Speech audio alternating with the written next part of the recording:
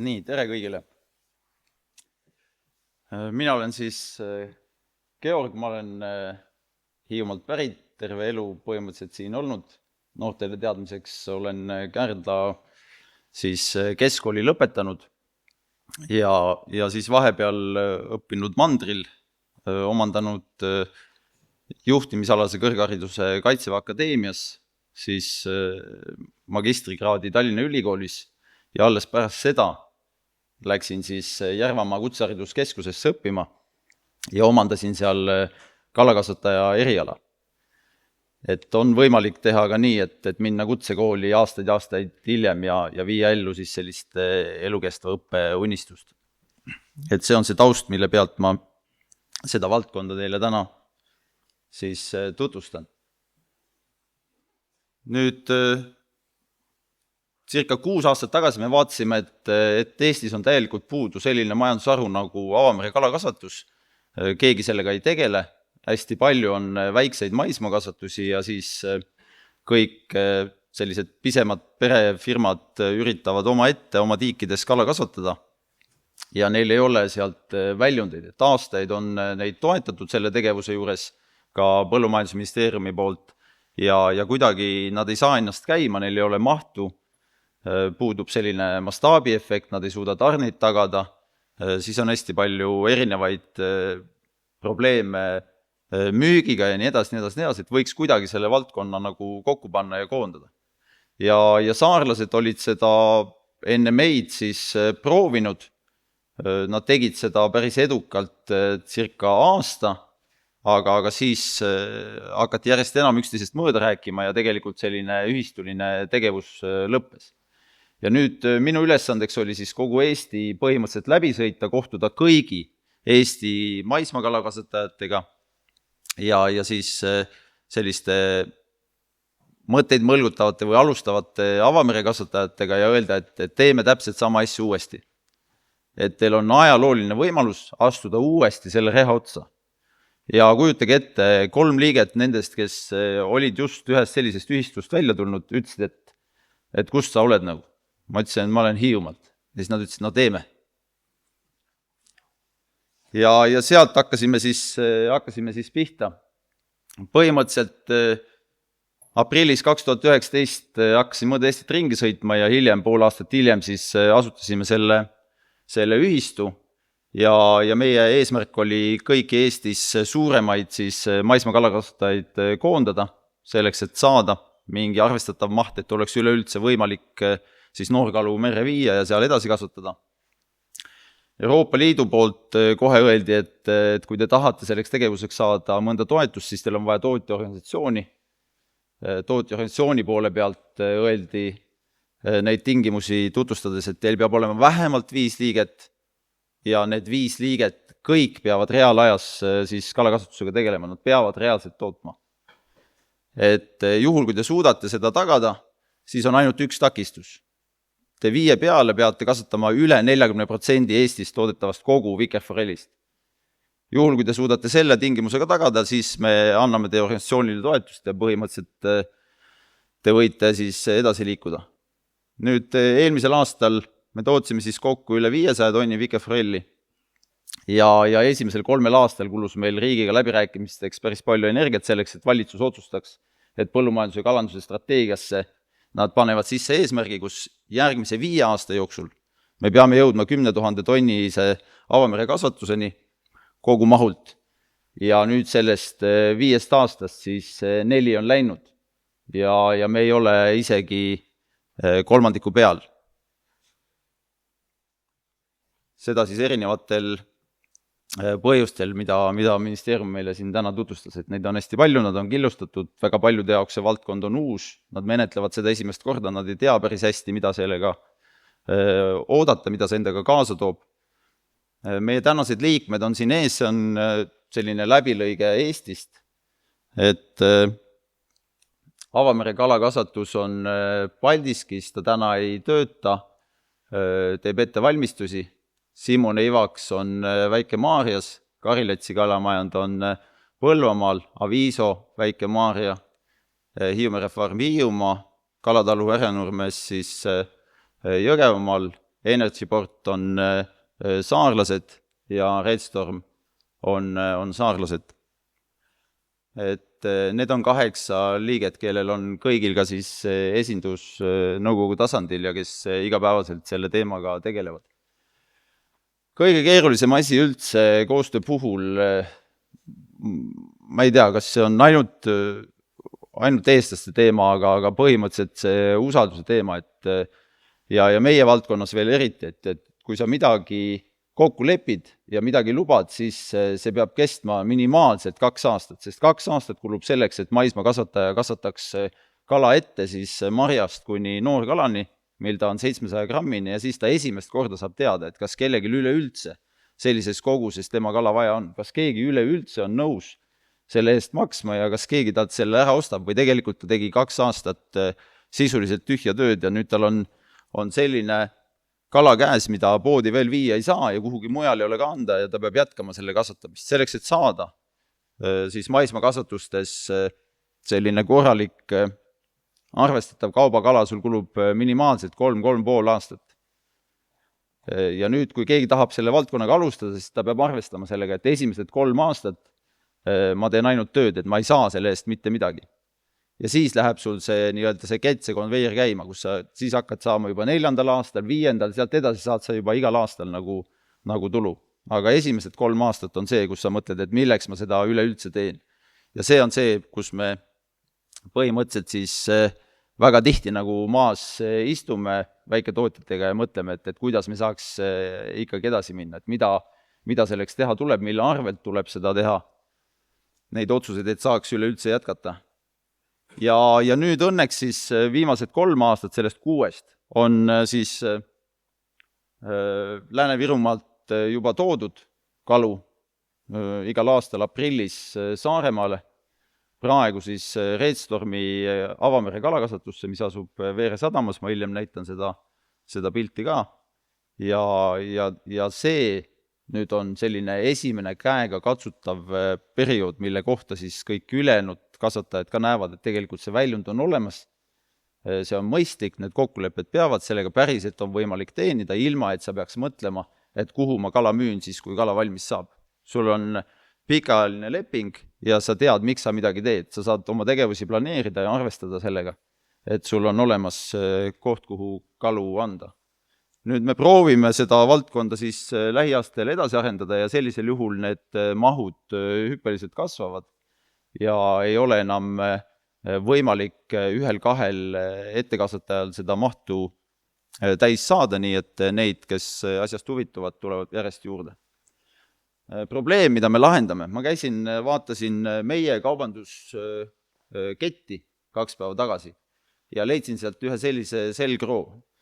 Põhimõtteliselt seda saadetakse meil Norrast, läheb läbi Leedu, seal antakse talle lisandväärtus ja see müüakse meil siin maha 10 eurot, ligi 10 eurot kilo. Et tegelikult me oleme palju paremaks nagu väärt, et me võiks süüa kala ennast ka nagu. Ja siis me suures pildis teame, et see sinimajanduse areng on mõõdapääsmatu. Covid näitas meile, et toidujulgeolekus on sellel sinimajandusel väga oluline osa. Lisaks näitas see seda, et juhul, kui sul endal ei ole midagi, siis upuja päästmine on ikkagi upuja enda asi. Te kõik mäletate seda, kuidas Poola pani kohe piirid kinni, jättis rekkad seisma, võttis sealt esimesena endale toidu maha, ei lasknud kedagi edasi ja nii edasi, nii edasi, nii edasi. Iga riik vastutas enda ellujäämise eest. Et kriisisituatsioonides tuleb see kõige paremini esile ja siis ongi küsimus selles, et kui me täna teeme siin kriisikavasid, siis esimesena me kirjutame sinna sisse, et kui sul korteris elektrit ei ole, et siis mine maale, et seal on sul kelder ja seal on sul kaev ja väli siis kempsid saad seal ära käia, aga täpselt samamoodi on ka toidu poole peal. Ja vesiviljelus on, midagi ei ole teha, see on kõige kiiremini kasvav toidutootmisaru maailmas. Need mahud lähevad meeletult üles, midagi sa pead sööma, muidu sured ära, rahvaarv tohutult kasvab ja kuidagi peab nad ära toitma. juhul kui ei toideta ära, siis minnakse oma piiridest välja ja tekivad järgmised sõjad. Põllumaa on enamuses juba hõivatud ja siis 2/3 mereandidest tuleb vesiviljelusest. Ja kui siin oli, Urmasel oli küsimus, või tähendab oli slaid, kus ta näitas, et mitu protsenti toidust toodetakse ookeanidele. Kas noortel jäi kellelgi meelde? See oli üks hästi väike number. No siin ainult president teab praegu, aga kas noored ka teavad? Et see on tegelikult põhjus, miks minna üleüldse seda valdkonda õppima, peitubki selles, et kogu see toidu tootmine kolib siis ookeanidele ja meredele. Et mitte midagi ei ole teha. Kogu maismaa pind täna on sisuliselt hõivatud.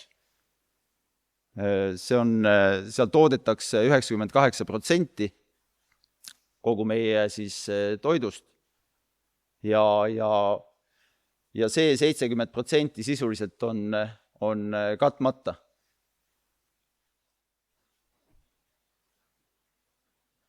Et see on üks mõttekoht noortele, et miks minna üleüldse selle vesiviljeluse valdkonna peale. Juba aastal siis 2011 me läksime ette siis sellest looduslikult püütud kalast ja siis kasvatatud kalast globaalselt. Et kui me täna mõtleme, et me ei taha süüa siis nii-öelda kasvatustes kasvatatud kala, siis me suure tõenäosusega nagunii sööme seda juba mingil kujul. Ja sama asi on ju ka kõigi teiste liikidega. Et kui me mõtleme kana või sea või veise peale, siis see on kusagil kasvatatud, et uskuge mind. Nüüd, miks ta on atraktiivne valdkond? See on põhimõtteliselt, siin lõpus on viide ja lihtsalt, ma ei tea, kas Kersti oli veel saalis, et ta kindlasti klassile võiks organiseerida seda Aquanori messi külastus, mis on iga 2 aasta tagant siis Norras Trondheimis. Et kui te klassiga läheksite sinna, uskuge mind, pooled teist läheksid õppima vesiviljeluse erialaga seondunud valdkondi. See on ulme, mida nad seal teevad, see on täielik kosmoseteadus. Prints isiklikult käib seal kõiki motiveerimas ja ütlemas, et vesiviljeluse valdkond, kalakasutuse valdkond, väga problemaatiline, meeletult väljakutseid, keskkonda koormav ja nii edasi, aga me peame sellega edasi minema, et meil ei ole teist teed, me peame leidma lahendused, kuidas keskkonda säästa ja teha seda selliselt, et kõik jääksid ellu, aga me liigume sellega edasi ja Norra on selles valdkonnas väga võimas. Nad on teinud erandi sellele erialale mitmeid ülikooli, kus õpetatakse siis ainult neid erialasid. Ja üks võimalus, mida meie ametid on öelnud, on see, et kasutage siis multitroofset vesiviljelust, tehke karpe, vetikaid, kalu koos, selliselt on võimalik siis keskkonda säästa, seda punktkoormust hajutada ja me oleme sellega nõus, seda peakski selliselt tegema. Tulevikus on siis igal kalal on oma ID-kaart, Norra katsetab seda juba täna ka oma avamere sumpades. Põhimõtteliselt sellisest iFarm seadmest läheb siis kala läbi ja siin ta skännitakse, võetakse biomeetrilised andmed, vaadatakse ta seisund üle, kui ta on okei, siis ta lastakse edasi. Kui ta ei ole okei, siis põhimõtteliselt see vahesein lükkab ta kõrval olevasse torusse ja ta juhitakse teise basseini. Ja huvitav on see, et kuna nad peavad aeg-ajalt täitma oma ujupõit, et siis neil on selline loomulik vajadus pinnale tõusta, hapnikku saada ja sellega siis nad sunnitakse läbi selle kanali liikuma. Maailm täna ise, kõik suured kasvatavad siis avameres põhimõtteliselt laevadel, sumpasid jääb järjest vähemaks, on sellised statsionaarsed suured sumbad, aga aga Tšiili on teinud endale Türgis ühe sellise mudeli. Siin on korraga peal 4000 tonni siis kala nendes basseinides ja ta suudab 25 päeva olla merel neid ära toita, siis peab tulema suur laev kõrvale, panema need paagid uuesti täis talle sööta ja siis ta opereerib edasi. Nüüd norrakad nägid vaeva ja Nordlach siis tegid põhimõtteliselt üle 10 aasta ettevalmistusi, et saada endale selline alus. See on circa 4 jalgpalliväljakut suur.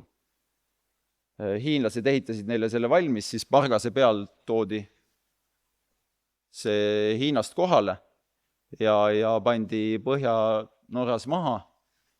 Siin peal on ainult mõned inimesed, kogu juhtimine toimub kaldalt. Kaldal oli seal juhtimiskeskuses 6 tüdrukut, kes istusid arvutite taga ja siis opereerisid kogu selle seadmega, et mul õnnestus see ise tõukerattaga läbi sõita. Ja see oli nagu selline, meie jaoks minna ja vaadata maailma kõige suuremat siis avamere kasvatust, kus on 10 000 tonni kala korraga peal. Põhimõtteliselt see on see maht siis, mille kohta Eesti riik ütles, et kuskilt sellist kogust oleks meil esmajärjekorras meil endale vaja, et siis me saaksime ise kodu lähedal oma vajaduse rahuldatud ja natuke jääks siis ekspordiks ka.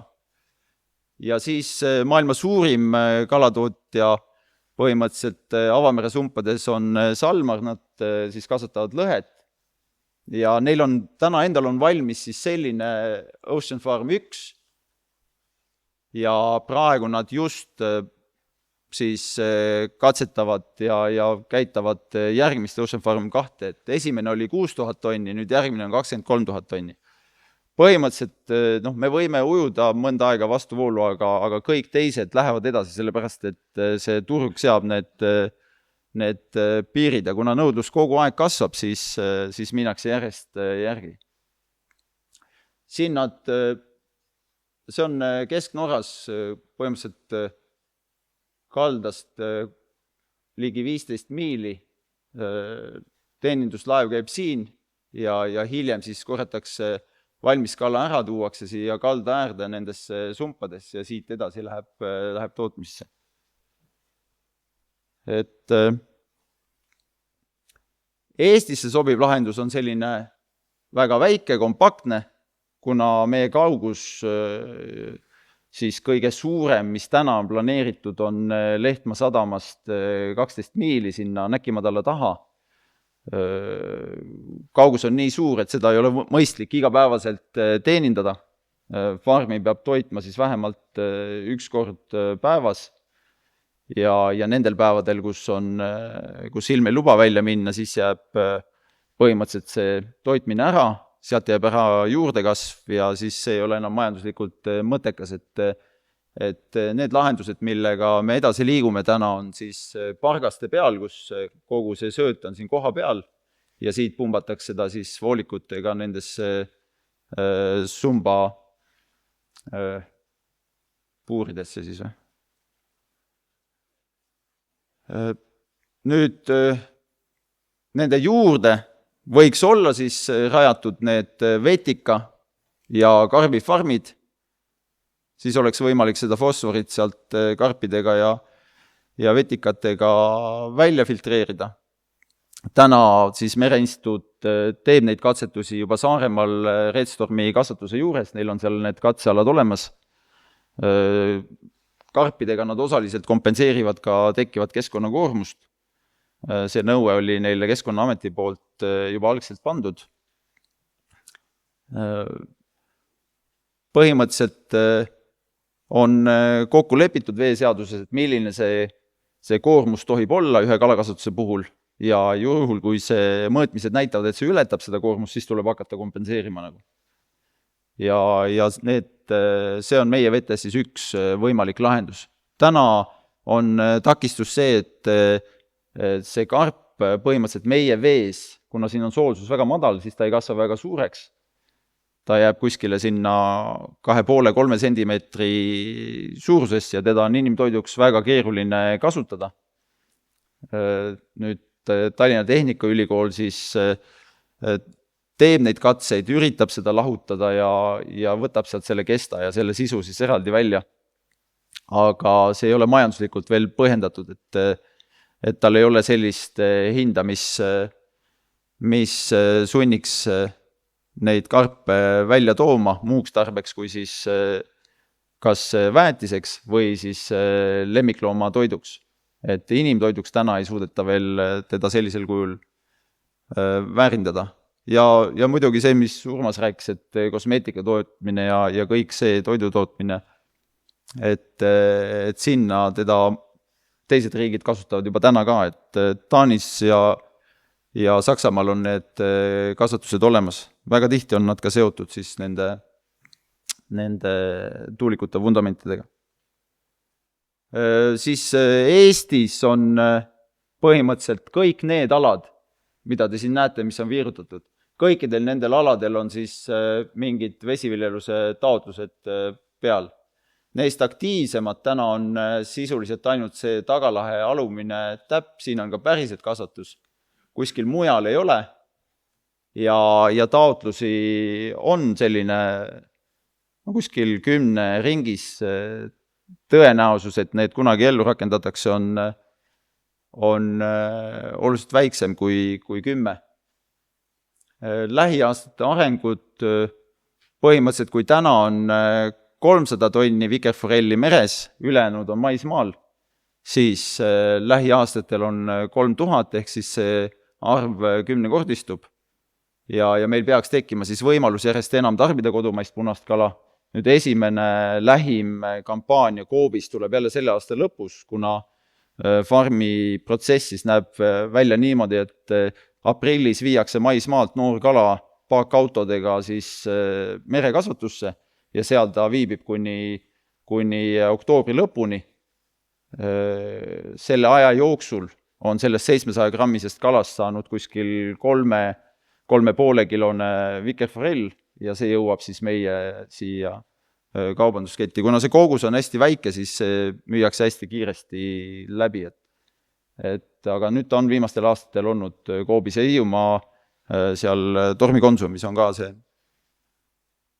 kala olemas. Siis see, mis ma ministeeriumile suunasin selle teraviku, et nüüd on 9. minister, kelle põhimõtteliselt me oleme viinud siia sumpadesse. Pireti me viisime sinna 2-3 nädalat tagasi ja siis kalandusosakonna juhi Sigmari. Kõik ministrid on seal käinud. Ja kõik vaatavad ja saavad aru ja noogutavad ja ütlevad, et väga kihvt, et meie ostame. Aga küsid, et kas te teha ka saate midagi, et kuidagi hakkaks koos neid asju siis ministeeriumid menetlema, et põhiline teema on see, et põllumajandusministeerium ja siis kliimaministeerium, et täiesti nagu eri maailmatest, et kogu aeg omavahel sõidivad ja kuna neil on kogu maailma aeg on ju, et siis on mõnus, et annad aga minna, et saadad järgmise kirja ja kogu aeg põrgatad ja siis me oleme kusagil seal vahel. Mis ei tähenda seda, et keskkonda ei tuleks kaitsta, et lihtsalt kuidas me leiame selle tasakaalupunkti. Ja siis välja näeb see selline praegu. Saaremaal Veere sadamas selline pool miili väljas on siis mõned sellised väiksed sumbad. Siin on sadam ise. Siin on need sumbad. Täna neid teenindatakse teeninduslaevaga iga päev edasi-tagasi. Tulevikus on siia mõeldud samamoodi juba väike pargas, kus siis toit on kalades ja sööt graanulite näol on siin koha peal. Ja nemad ka kompenseerivad karbikasvatusega. Siin on siis sellised ujuv poid, mille all on siis võrgulina ja seal küljes on karbid. See on Tagalaht, nad asuvad siin ja järgmine kasvatus, mis tuleb nüüd lähiaastatel, on siis kusagil selle koha peal, on 2400 tonnise söödakasutusega kalakasvatus. See luba on, siis hoonestusluba on täna olemas. Ta hakkab siin siis paiknema ja siin siis iga päev laev ei käi, et siin on samuti see pargas on juures. Ja see on huvitav, et saarlased on kuidagi hästi nagu aktiivsed, et ükskõik mis valdkonda vaatad, et siis nad on kogu aeg meid sammu jagu ees, ilmselt sellepärast ka, et nad on meist 4-5 korda suuremad. Aga samamoodi see Tehnikaülikooli Kuressaare kolledž, et vesiviljeluse eriala, et jälle nad napsasid ära, et meil oleks võinud olla ka nagu aktiivsem seltskond ja mõelda, et mida selle Suuremõisa baasil siis teha, et mida sinna juurde tuua. Nüüd, mis Hiiumaad puudutab, siis meil on põhimõtteliselt kalakasvatuse poolest on praegu ainult üks ala, see on PV2 ja selle ala sees on siis see kalakasvatuse ala, mida täna siis arendab Eesti Sinitaristu, see on koostöös soomlastega Nordic Troudiga. Ja siis soomlastele endal on lisaks kõrval on veel üks ala, mida nad arendavad ise. Selle alaga Eesti ettevõtte on kuskil 2,5 aastat juba töötanud ja soomlased võitsid 2 päeva tagasi oksjoni ja nüüd alles alustavad seda ettevalmistust. Nii et see võtab aega. Siin ma näiteks on Kesknõmme Saaremaal. Kui Veere oli siin, siis siin on Kesknõmme sadam. Siia tehti kaldaga siis püsivalt ühendatud kalade ettekasvatamise basseinide hoonestusloa taotlus ja selle taotluse menetlemine võttis aega kuskil 6 aastat ja 3 kuud ja siis lõpuks nad said selle. Lapsed olid vahepeal juba suureks kasvanud. Ja seda on planeeritud siis teenindada Lehtma sadamast. Juhul kui see alustab, siis saab Lehtma sadam ka endale rakenduse ja saab selle sadama korda. Kõrgensaares ei ole faarvaatrit, et siit ei pääse laevaga välja, ei pääse sumpadega välja. Et üldjuhul neid sumpadega liikumisi siis tehakse nii, et nad pannakse kalad kevadel sisse, võetakse ta puksiiri taha, sõidetakse ta ka merele välja ja siis sügisel võetakse uuesti see kalu täis sump endale laevale taha, sõidetakse sellega siis akvatooriumisse kai äärde ja sealt kraanaga tühjendatakse. Et sellised on kalad siis, kui nad tulevad Väike-Maarjast ja lastakse sinna sumpa. Selline on täna Veere sadamas teeninduslaev, see kalade söödkraanulid on siin selle kolu sees, pumbaga pritsitakse siia välja. Ja see on selline pool käsitsi, algul ei olnud isegi seda pumpa ja siis tuli kõik käsitsi visata. Siis nad viskasid kühvlitega ämbrite seest ja siis ütlesid, et nad on nagu profitenisistid, et hommikul üles ei saa voodist, et õlg on täiesti läbi. Aga siis läks pump ja pumbaga on natuke lihtsam. Biomar on üks suuremaid toidu tootjad siis vesiviljeluses. Nende enda käive on selline 10% Eesti riigi käivest. Et see on, see ka näitab seda mahtu ja selle valdkonna suurust. Ja põhimõtteliselt see sööda konfitsent on selline, et see on praegu siis kalade söötmise aeg. Sööda konfitsent on selline, et kuskil 1,1 kilogrammi sööta läheb selleks, et toota 1 kilo siis seda nii-öelda kala.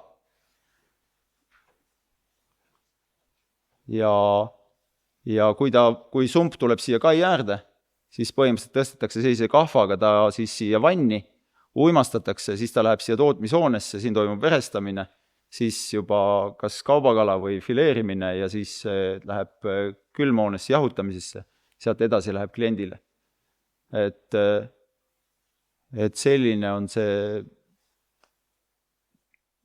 see tsükkel ja ta on selline käsitöö, et siin selles tootmises on võimalik täna siis teha kuskil 20 tonni seda Vikerforelli päevas, et kui te nüüd oktoobris Koobis näete, siis see on sellest hoonest tulnud.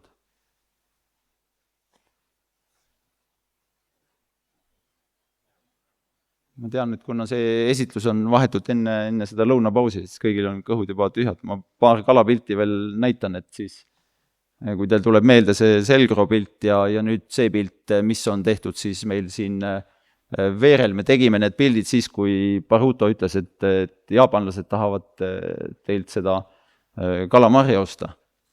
Ja siis nad läksid juba lennuki peale, me hakkasime kähku pildistama ja siis nad tulid kohale ja ütlesid, et me tahaks seda sashimit ka. Ja siis selline forellifilee näeb välja. Siin on põhimõtteliselt see, mis talle selle värvi tekitab, on see astaksantiin. Seda looduses on tal nendes koorikloomades ja teatud liiki vetikates. Sellega ta saavutab sellise värvuse. Aga kuna see kala kasvab sumbas, siis ta ei saa ringi ujuda ja loodusest siis neid koorikloomi, igasuguseid krevette ja väikseid vähilisi ja krabilisi süüa, nii et muidu ta liha oleks nagu valge. Ja lisaks sinna toidugraanulisse seda lisatakse ja seega põhimõtteliselt annab talle sellise teatud immuunsuse.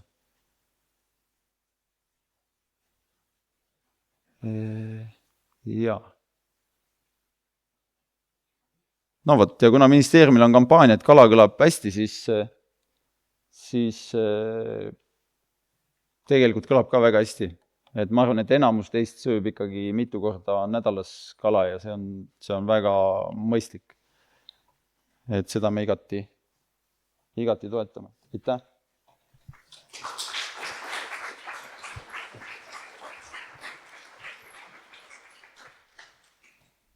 Kõik võivad nüüd vaikselt oma küsimuste peale mõelda ja mul on esiteks kohe üks küsimus, et seal üsna siin lõpuosas oli slaid ja selline arvutuskäik, et 1 kilo kala saamiseks tuleb anda 1,1 kilo sööta või ütleme, et see suhe on nagu selline, aga palju selle, võib-olla ei oska seda küsimust formuleerida, et aru saada. No ma aitan. Palju sellele per kala nii-öelda seda sööta tegelikult sinna merre puistatakse ja kui palju sellest nii-öelda põhja vajub, mis tegelikult kala kõhtu ei jõua?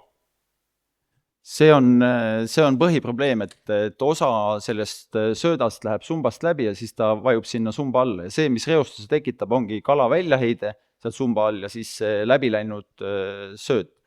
Et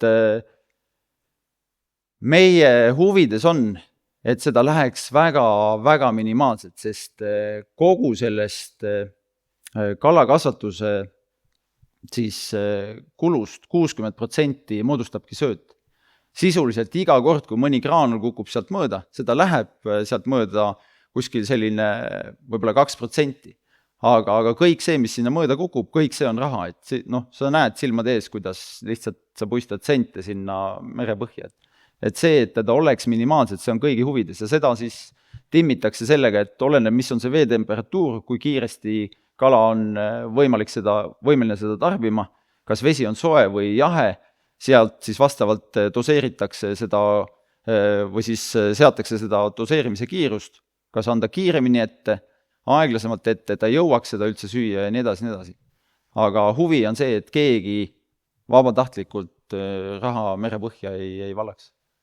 Mul paar küsimust korra oli üks küsimus, et miks te Saaremaalt kala ei osta sinna sumpa? Saaremaal ka toodetakse seda, ette kasvatatakse kala.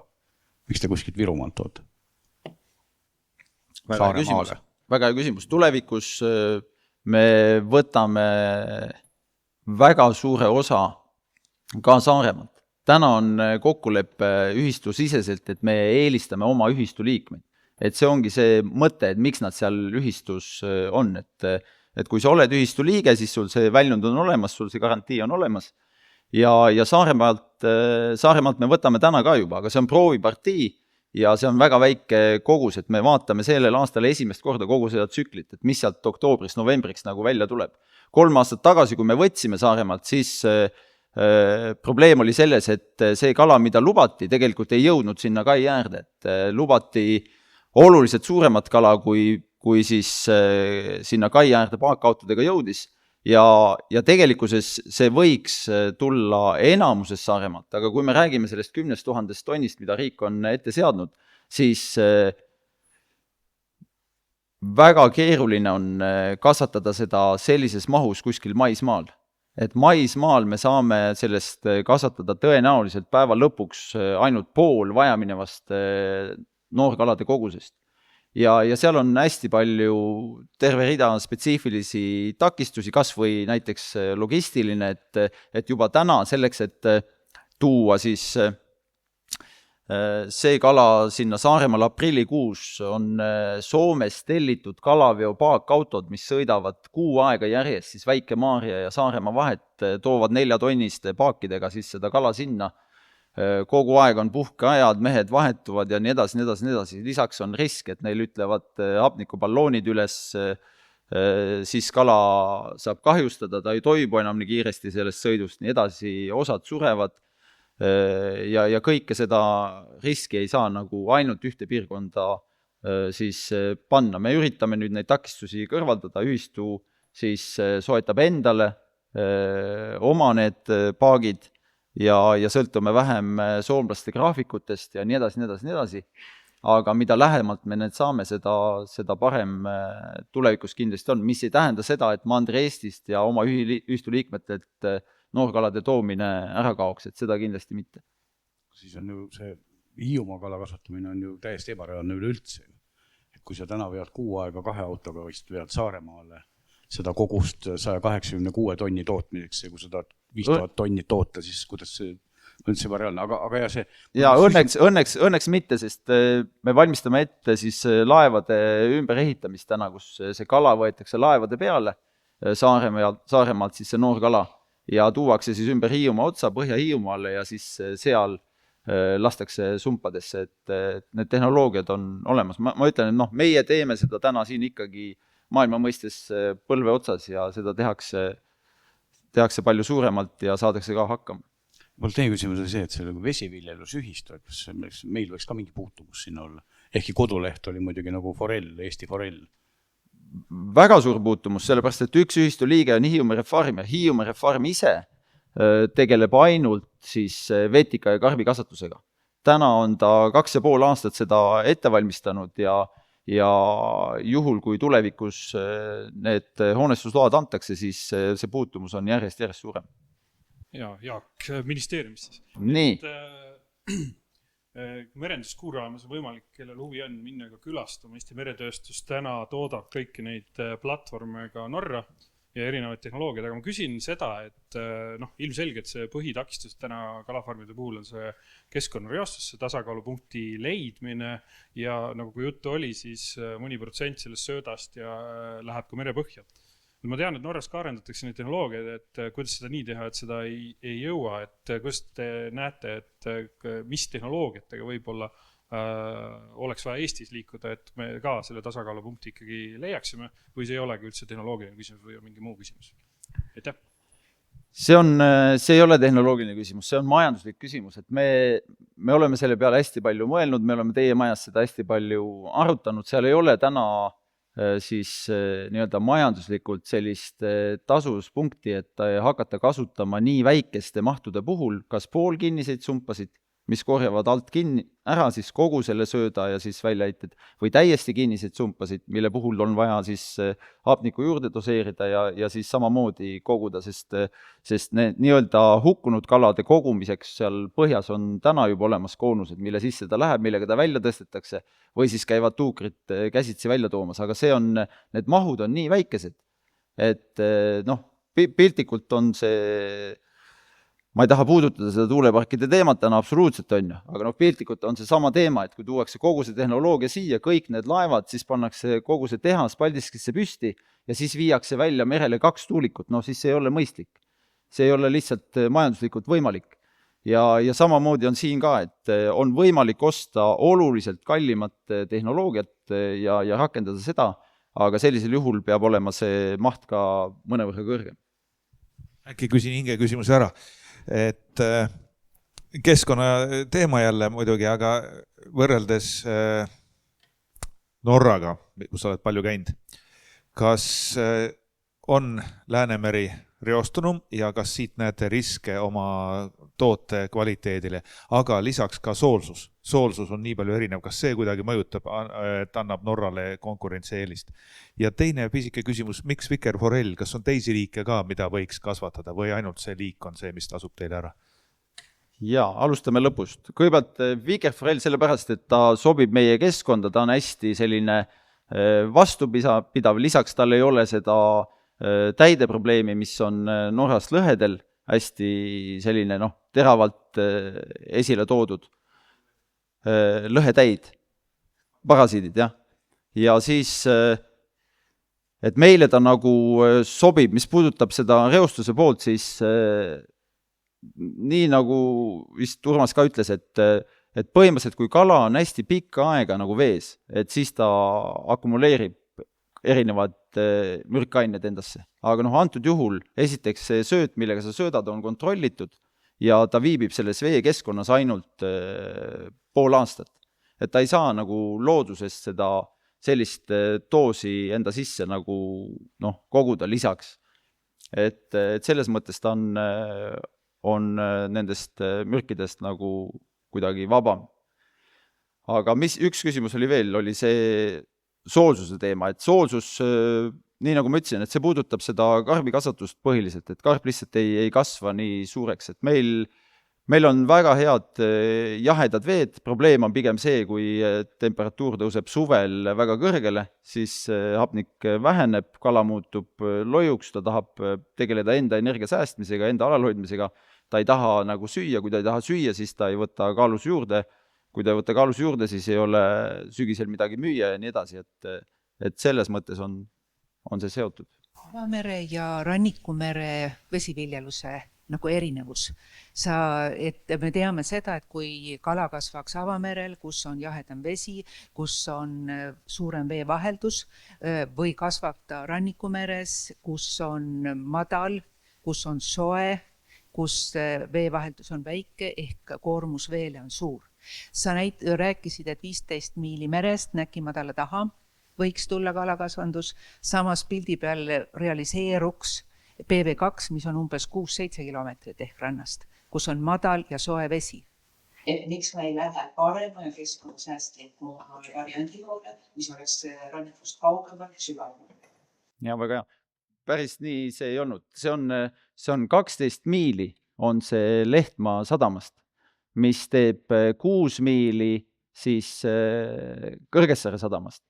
Ja ta on teisel pool siis seda laevateed ja teisel pool Näki-Madalat ja seal on see sügavus 30-35 meetrit.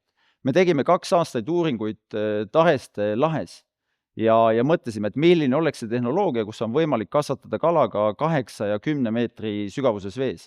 Ja me ei leidnud seda. Ja sellepärast Taheste lahes kalakasvatuse mõttest loobuti ja siis keskenduti edasi ainult PV2-le. Kui sügavus on 35 meetrit, siis see on täiesti piisav selleks, et kasvatada 15 meetri sügavuses sumbas kala. Ja sellisel sügavusel ei muutu ka enam need merevee temperatuurid.